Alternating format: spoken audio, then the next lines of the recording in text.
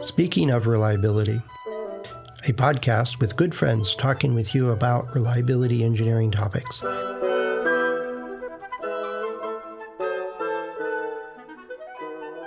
Welcome to Speaking of Reliability. This is Fred Schenkelberg. And this is Kirk Gray.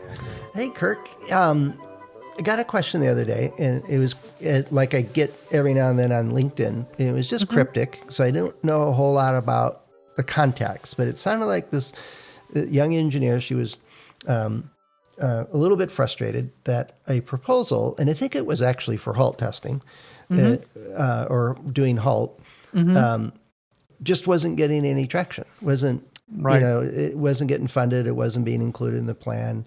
There wasn't a whole lot in the message. So it was, but what do I do now? Was the gist of the question. I thought, well, that's one that, you and I have experienced a few times.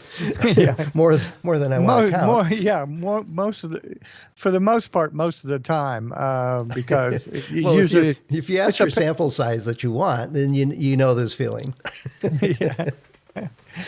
It's very frustrating because, as Greg Hobbs, the originator of the term HALT and HAS, and the ideas of testing the limits, stated, this is a paradigm shift. This is a new way of looking at the problem, a new frame of reference for the most part. Now, if you're just going with the standard methods of, here's I'm going to do a prediction for you using, the RelX software or something like that, then you probably won't get much pushback, and it's pretty easy to do. You get pushback if I'm involved with the system, that's for sure. Yeah, you get, right. We know that doesn't really do anything for reliability. It just looks like you're busy work and you got a number, okay. Exactly. You come up with a number and it's a useless PBF. So the idea is, first of all, where are you in the stage of products? Is your company experienced in having producing a predecessor product or having designs in the field? If it is, then the first place to go is this can always be a challenge too, is go to your failure database, field failures or information you have in the field. That can be skimpy and also very, very difficult to find. But it's also, as you and I would say, is gold. It's gold if you can get it, yes. Yeah. Because you can look at that, and I've had clients where that was the path that I had because there was initial resistance by most of all the engineering design team of going that direction. So what we did is look at their field failure mechanisms and what they'd done, because they were making very expensive precision power supplies, and they did have a good failure analysis. And what we saw was a lot of loose hardware, solder beads had they always go to the wrong place. Places. And then later, that was enough to initiate saying 80% of these problems would have been found through either thermal cycling or vibration of some combination, most likely. Well, that's, but and engineers realize that. But getting the field data and then having, and there is some literature. There's some material out there that says this is the kinds of like Mike Silverman used to talk about it all the time. It was always on his podcast, and I think it might even still be on the site at Ops a la carte, was here's the things we found with just temperature, and here's what we found with temperature cycle. Here's what we found with vibration. Here's what we found in combined. And it was like 30% of the issues was in the combined. And these are mostly electronics. Right. And he had a whole rundown of all, because he ran hundreds and hundreds and hundreds of these tests in the lab that he was running. Right. But it was, and you've often lamented that the details behind that, what actually failed and what was the source of it and what was the root cause and all those things, we just don't get that in the public domain. Nope. Mike got close to it and gave us some good summaries. There's a hard drive guy that makes a backup. It's a cloud-based backup service, and they publish hard drive data. Backblaze. They're great about reporting the numbers, percentages, hours, but not the causes, not the exactly. And the we details. Never hear. But part of that is the there is some data out there, and your own field data is your best source of saying these are the kinds of things that our traditional testing or this approach that we're using today is just not capable of finding. And so we need to do, if we want to keep getting these kinds of results, let's keep doing what we're doing now. And sometimes that argument works and it gets you, well, let's do a proto. Let's try one. Right. Let's use our existing product and let's see if you actually find the things that we're seeing in the field. Right. And at that point, it's 99 times out of 100 is like, oh, that really worked. Let's do that. Right. So that's kind of what we did with my first client. We took one product line that had already a history of high field failure rates of 5% return from the warranty from they were supplying to a equipment manufacturer, and they were getting them back at 5% rate. Okay, so we had examined the causes of some of the failures, and it looked like it was very much would be applicable to being found in HAS process. Well, before you do a HAS, you have to develop a strength through HALT.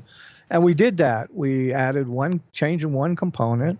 Suddenly it dropped from 5% to 0.5%. And that's when they shut the doors on me and said, okay, thank you very much. We're good now. And please don't ever talk about this. Well, that was what my selling point was, that I could help you reduce your warranty rate by 90% with this kind of process. And I can't talk about it? How am I supposed to sell myself without, saying, I made that previous product, but no, you don't get credit for it. Maybe we need to put that in our contract, is that we get, you can't lock us out promotional wise. If we do a good project or a bad project, we can talk about it. And they'll say, no, thanks. We don't want our competitors to know how great it is. That's right. There's all kinds and that's a whole series of podcasts we've done. But I say that for those people who are struggling with trying to get, this plan accepted, you really need to take a preparation approach. You need to possibly contact a consultant and bring in a little overview of what you're, if you're trying to do HALT, which is what, I've been doing for the last 20 years of trying to change people's, what Greg was started with in 1970, late 70s. And I've continued in that is to look at a new frame of reference. So if you're trying to do that, then you're going to be hitting a brick wall. You're going to be hitting a lot of resistance from those traditionalists. And you often hear that, what's the MTBF value at the end? Exactly. Or better is, well, what do you mean you're going to break the product? We're trying to pass the test. Right. And that was what was our very first podcast, episode 1. But the idea is I don't think it's just what's the theory, what's the background, bring in somebody with experience. Those things can all help. But I think if you have the opportunity to connect it to direct, tangible items that are happening that are important to the business, like your field failures, we can find these and solve them before you ship the next product. Exactly. But that's the argument of, hey, we can't, if we keep doing what we're doing, we're going to get the same results. Right. I think there's part of that argument. There's another part, though, is, well, if 5%, when you first said that, in some industries, that's horrible. And in some industries, that would be magic. They would love to get that. So it's they can get it that low. Right. But if that management team is saying 5% is fine, we can live with that. And why are we worried about that? That's not a big opportunity. Right. Let's do this or that or the other thing. We need to increase production. We need to do this. We need to do that. And if it's not important, well, what is important? So connect the proposal, connect your recommendation. It could be for a HALT process, or it could be for something else. But if it's not related to what's important to the organization, to people making the decisions to go this program or that program, you have you're tying one hand behind your back at that point. Right. And you've got to many times make it a business case if you can. And then there's, show real money. Say these warranty costs are this much. We know that.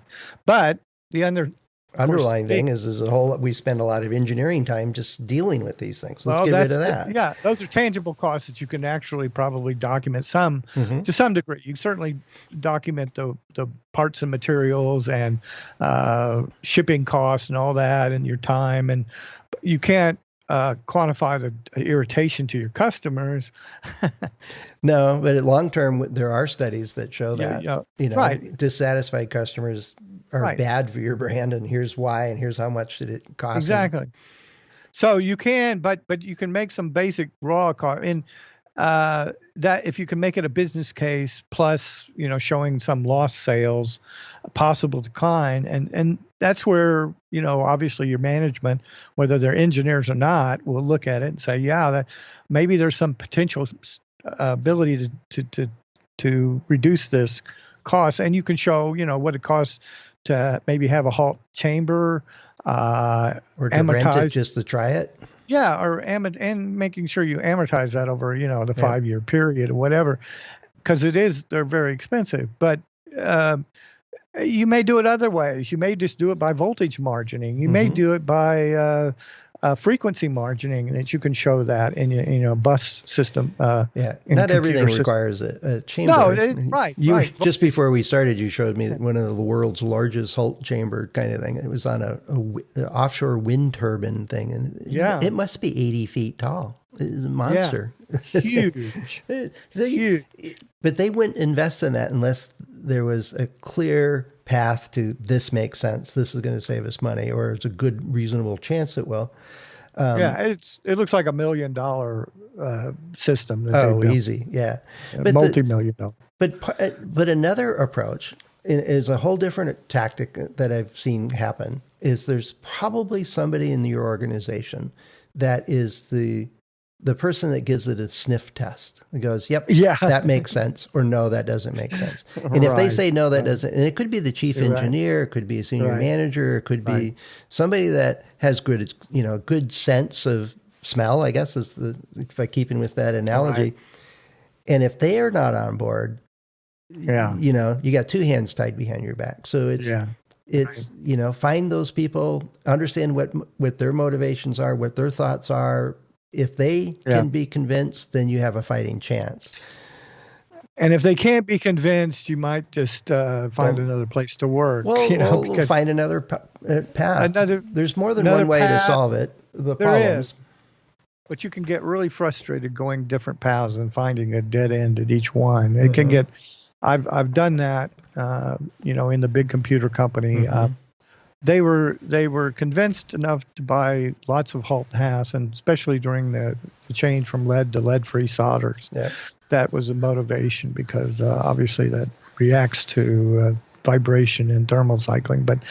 But it really never caught on to go to do it as a long-term or a continuing monitoring of the production quality, and they got in trouble quite significantly from not seeing a problem that would have been exposed at elevated temperatures if it had been.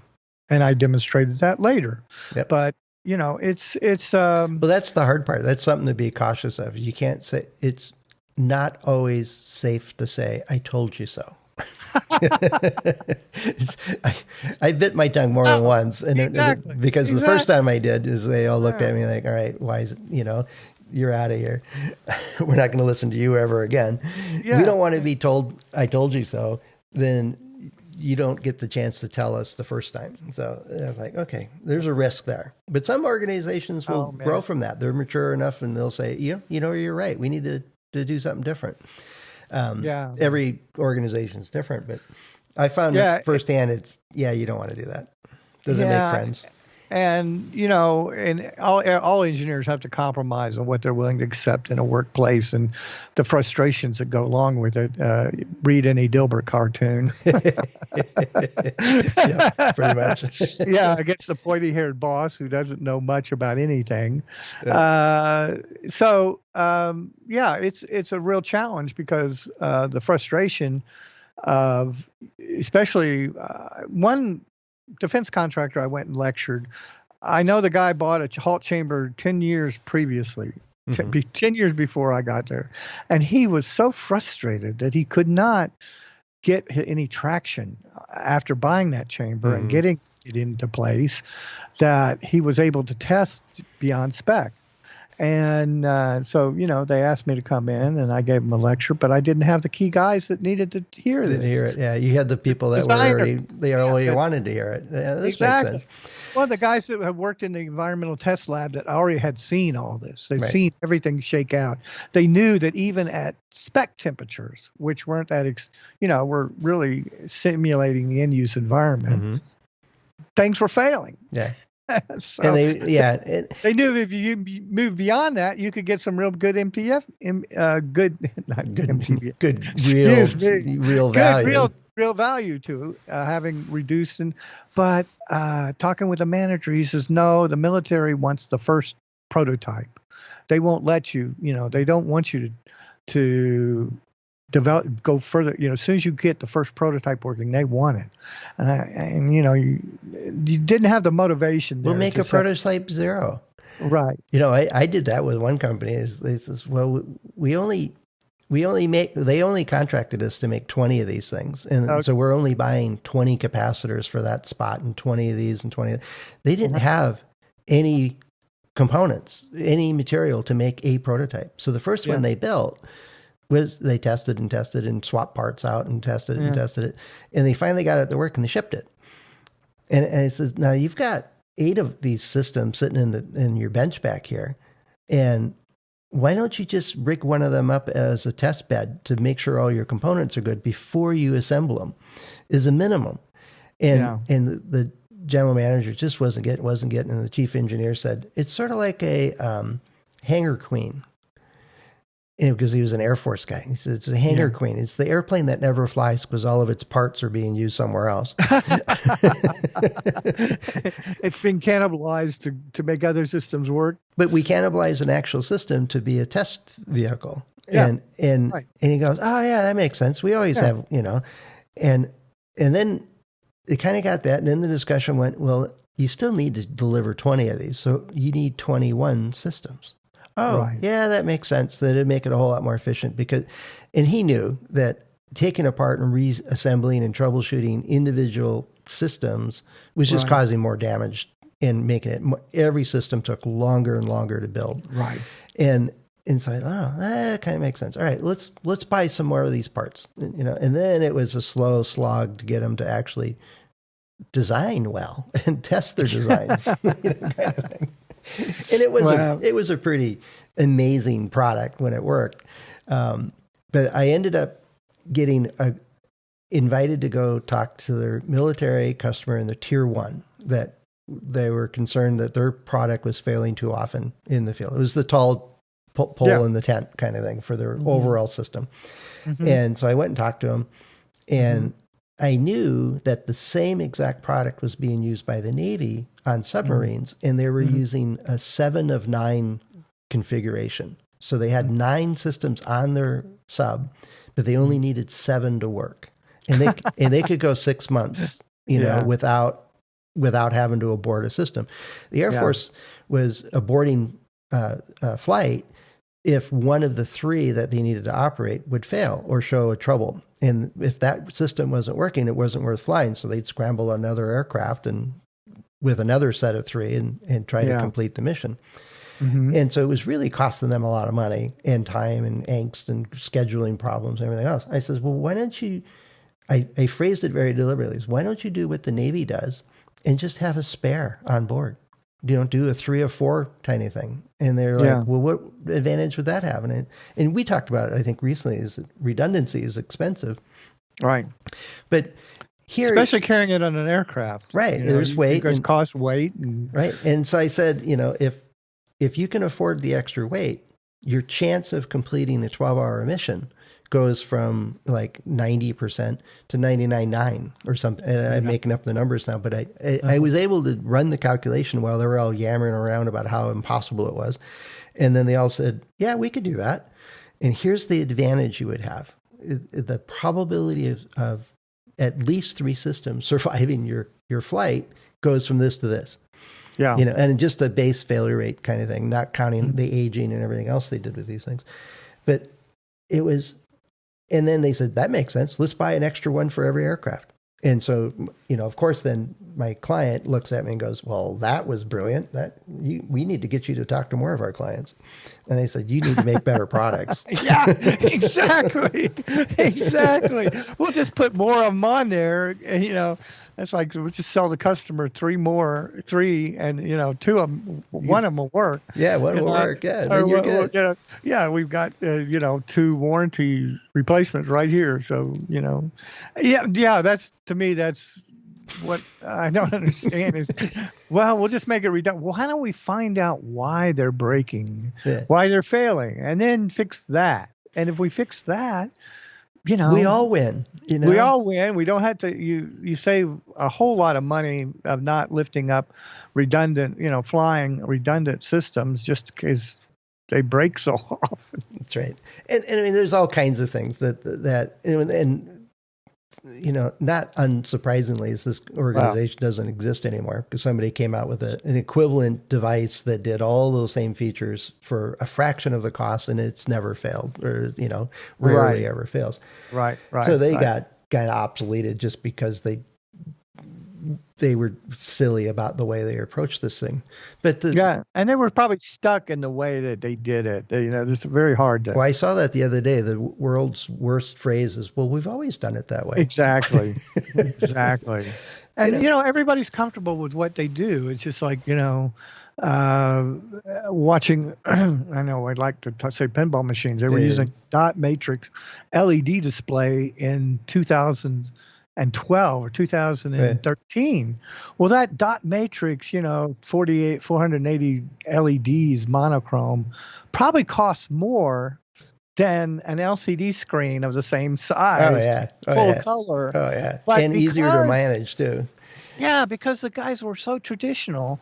They really didn't want to change. I'm sure those designers, they've been doing it, decades. They just didn't want to change. Yeah. And so some guy came along, a company called Jersey Jack Pinball came along and used this huge computer monitor screen and made just all kinds of animations and beautiful stuff, and really made a jump on the whole technology. And it's just it didn't take much. All the technology was there. He even put in cameras into the pinball machine to take your picture while you're playing. and sell it. And back I have that. No. It puts it on the screen as selfies, and it's a machine I have called Dialed In that imitates a phone that can control the world, and they use it. It was a very creative individual. Most pinball machines are after a musical group or whatever. But anyway, they were very creative, and so I think starting a new company and really this guy Jack Guinari really said, look, we can innovate. There's a whole bunch of technology here that has never been used, and we can do fun things with it in a pinball machine. And the idea of getting a proposal through is a business case. Find a champion, find somebody that's the gatekeeper kind of person to it. Right. Make sure that it's you can try. I use the technique called a beachhead, where you say, well, let's just try it once. Let's go rent a chamber and just give it a try. Does it find what we need to find? And build some support and grow from there. Others you need senior support before you even start. Every organization's different, and not every proposal will succeed. It's just given. But the chances of a proposal to start a HALT program, or to get more samples, or to, try different technology, or do something different than what you're doing now, almost always hinges on convincing parts of the organization that doing what we're doing now and getting the results we're doing is unacceptable. There's creating some friction there. This is not good.